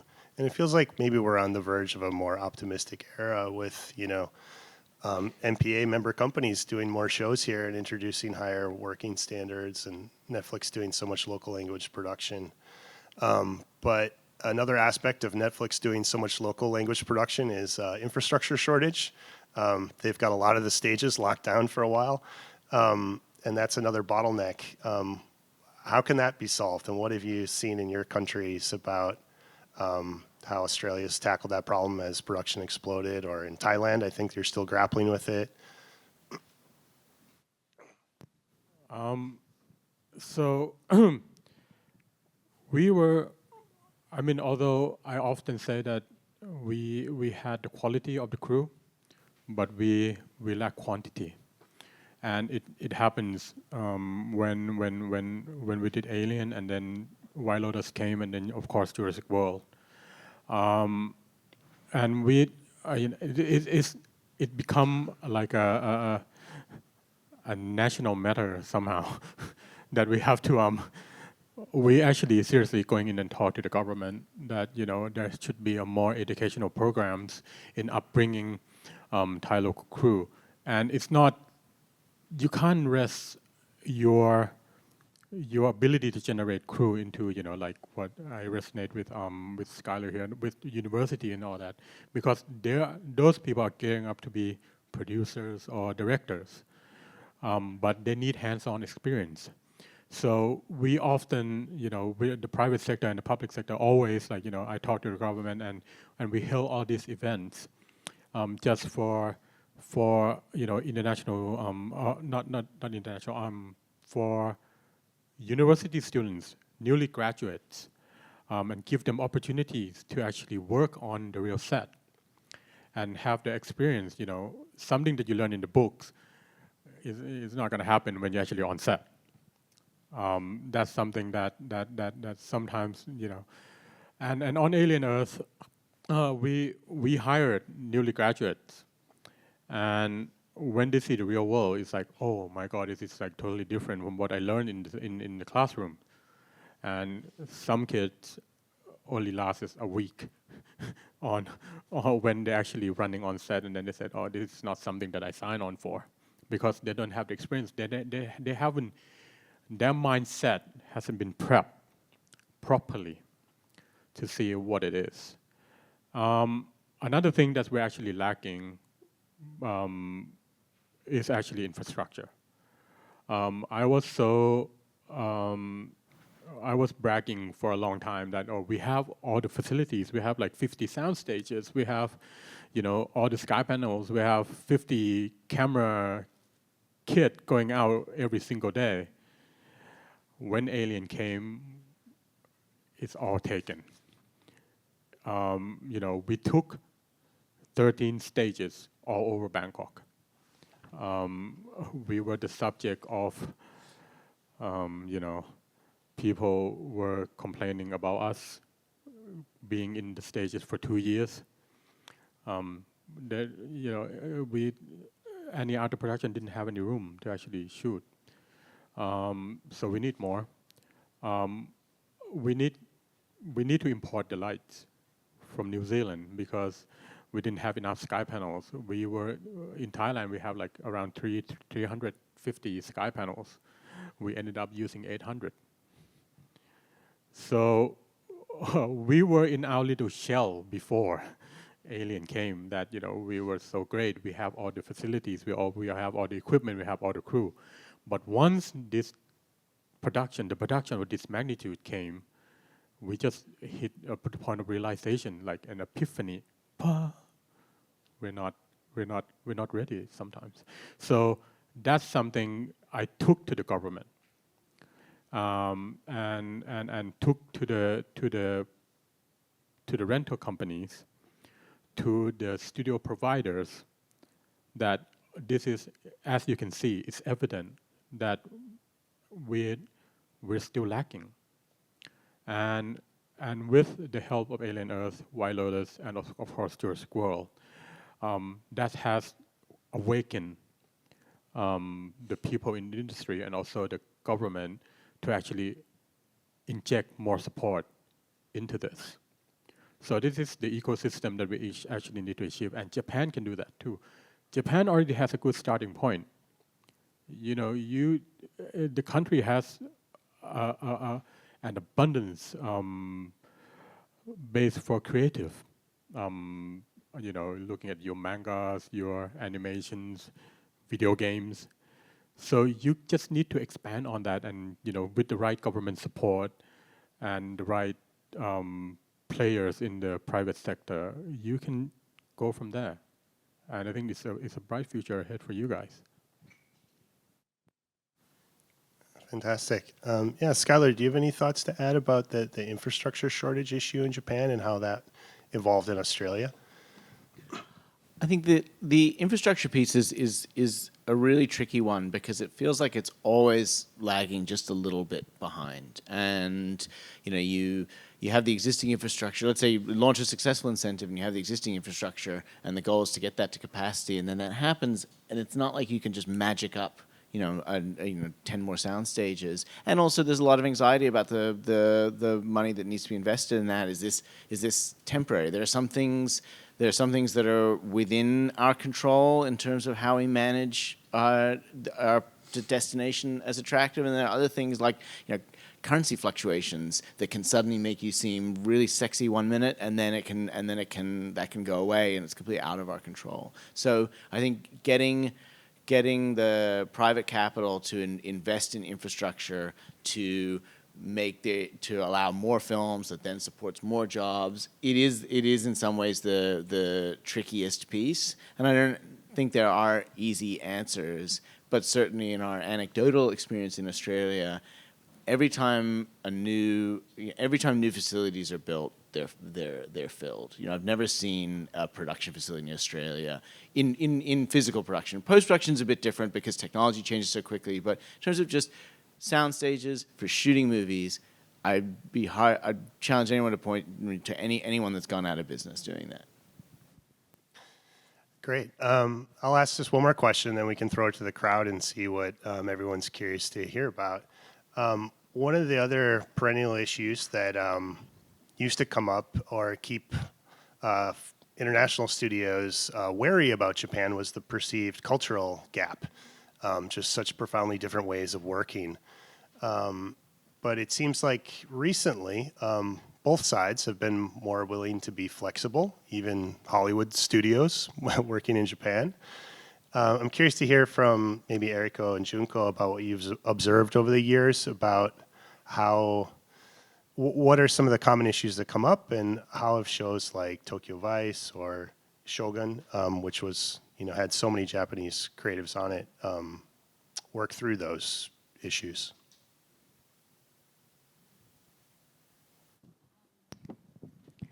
Yes. Yeah, I definitely feel over the years there's more openness both ways, especially from the Hollywood side. Their, you know, willingness, eagerness to collaborate, and also willingness to work with more Japanese crew when they're shooting in Japan, and work around, you know, Japan's system and creating a hybrid. I think Junko can talk more about like very interesting, you know, sort of hybrid system that it was worked out throughout. Yeah, in case of Shogun, it was really about bringing Japan to Canada, and it really was about supporting them the best we can so that they can, you know, they can flourish, they can, and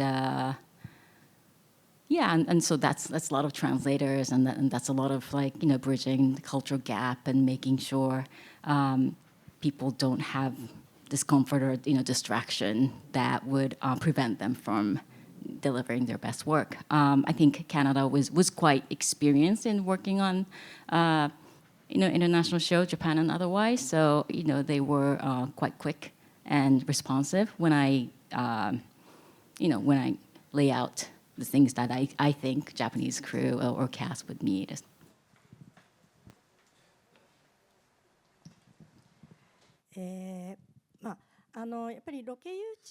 Of course, attracting locations. I mean, Tokyo Vice, I think, is a very good example, as was mentioned. Because it was in the midst of COVID, the U.S. staff, we need to reduce in number so that we had to employ a lot of Japanese crew. And Alan Poole, who really liked Japan, so it was very good that he was involved as well. But there was a willingness to use many Japanese crew. I mean, we couldn't have enough bilingual staff, so we had very local Japanese staff involved as well. And with that, of course, there were things that we did to change. However, people who were not able to adopt were there. However, all those people who were only working in Japanese films were awakened in a way, so that they were able to work on these international works. So American Location Manager Association, many of the Japanese crew were able to join later so that they would continue to have exchange with American creators. And such people to be increased here in Japan, I think is very important. And I think that is an opportunity that is brought about by having the production here in Japan. And of course, when we talk about globalization, we talk about the Japanese film exported overseas so that they can be taken up at overseas film festivals. But attracting locations or exporting Japanese films, I think these two both sides of the coins. But attracting location here in Japan, I think, is very important. And it may be a Japanese content that they may be working on, but they work with Hollywood production so that they'll be able to collaborate in creating something new. And if that is realized, I believe that the industry can become more globalized.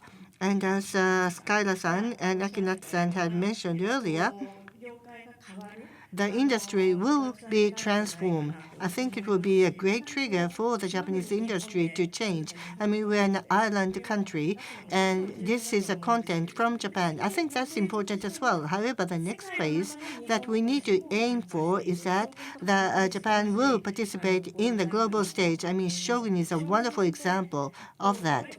I mean, Shogun is not a Japanese film. However, it is using a Japanese content. So we hope that in the future, that kind of work will increase in number going forward so that we will see globalization accelerate here in Japan. So providing support will be very, very important going forward. So I've been hammering you guys with my very pointed questions. Do you have any questions for each other before we throw it to the crowd? Okay. Audience, it's to you. What would you like to ask these amazing people? In the back? It's a question for Eriko. Given the incentives that were filming incentives that were announced for Japan last year, and the spirit of openness that you just spoke about, and the improving infrastructure, would you consider shooting subsequent seasons of Shogun in Japan? It's not up to me, but I would love to personally, and I will always be pitching some ideas and opportunities. I'm doing that now. I'll be doing that throughout. But yeah, season 3 is all, we don't have scripts. It's not. We don't know what it is yet. But yeah, I would love to.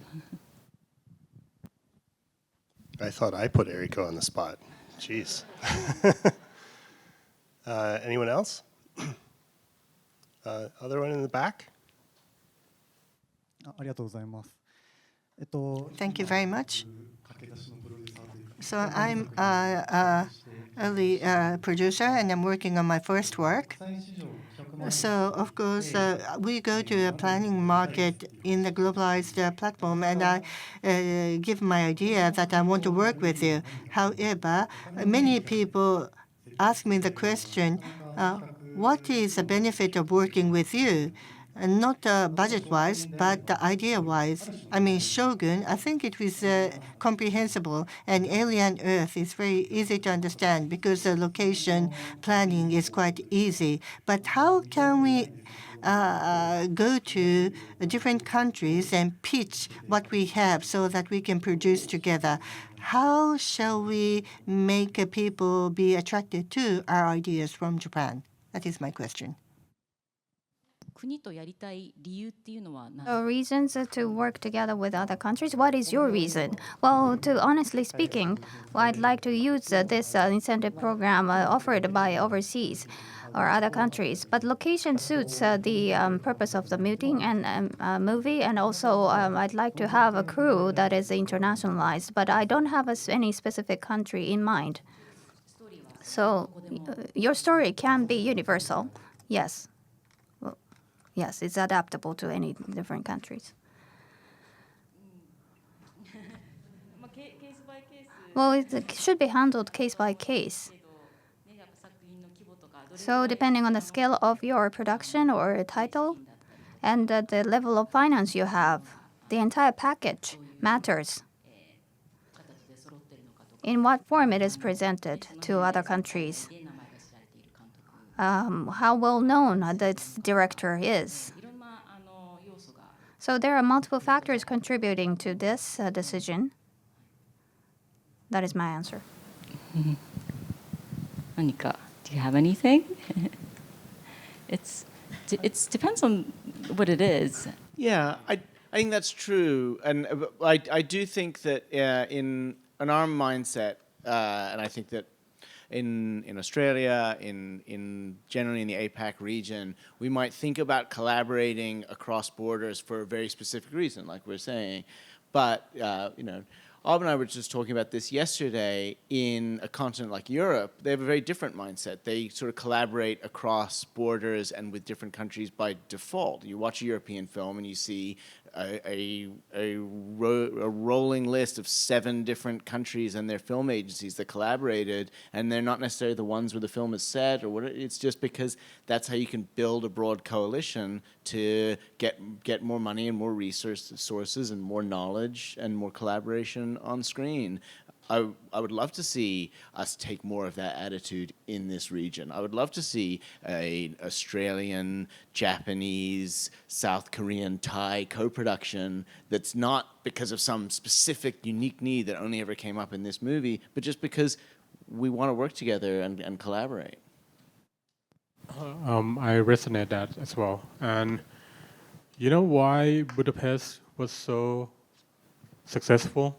It's not just about the incentive, but Budapest started out and they didn't have any crew. But because of the collaboration between each countries, they can actually tap in all the crew in Europe to come and shoot in Budapest or even Bulgaria. We need something like that in the Asia Pacific region too. And as I was talking with Schuyler yesterday, this is something that we should look towards and working towards. But incentives are, I sound like a broken record, but it does come back to that because what each of these participants throw into the pot is their expertise and crew and all those things, but it's also cash. And so if we can get to a point where around the region we have comparable reciprocal incentives, then I think it would unlock huge potential around the APAC region in terms of collaboration on movies. Thank you very much. Awesome. Back there. Thank you very much for wonderful insights. Regarding AI, which is becoming more and more prominent, and with the help of AI, for example, extras, they are no longer in use. You could eliminate the number of extras appearing in a film. So AI can save costs. That is a positive side, but anybody can produce films with the help of AI. That is a concern. So what is the pros and cons of adoption of AI? Well, it could be cost-saving, AI. But what are the pros and cons of AI adoption? The whole world is grappling with that one. Do you guys have any thoughts?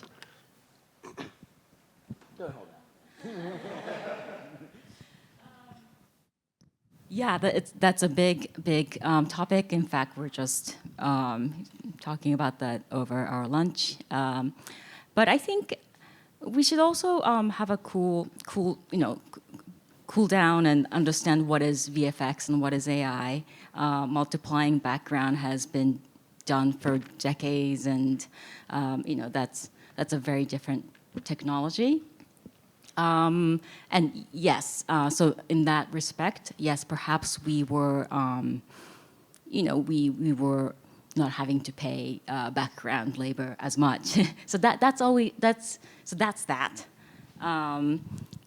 But I think the train has left the station. There are so many possibilities, and I think we should, do our best to improve our storytelling, to see how we can take advantage of this new technology, while finding ways to protect the crew, protect the people who work in the industry. And I think that's a very important discussion that is happening so actively everywhere today.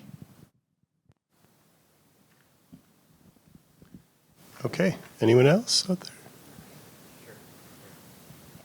I think this is a question for Eriko and Junko. I think, Eriko, just now you made a comment about not having enough infrastructure in Japan to shoot, and in Vancouver it was very compact. Could you elaborate more what that looks like? A studio city, a soundstage, or even leasing from current studios? Because I think Netflix has an arrangement with Toho to lease 2 sound stages. So I just wanted to get a better sense of what you were looking for just now. Yeah, sure. By infrastructure, it's mainly the sound stages and production facility that typically surrounds the sound stages, the production office that can support a big number of back office staff, as well as art department, costume department. For a show like Shogun, we just need so much space. And in Vancouver on season 1, we shot at a studio called Mammoth Studio. And from what I understand, Mammoth has one of the biggest sound stages in North America, and it's humongous. And that was only half an hour drive from where all the cast and crew from Japan stayed. So that was very practical.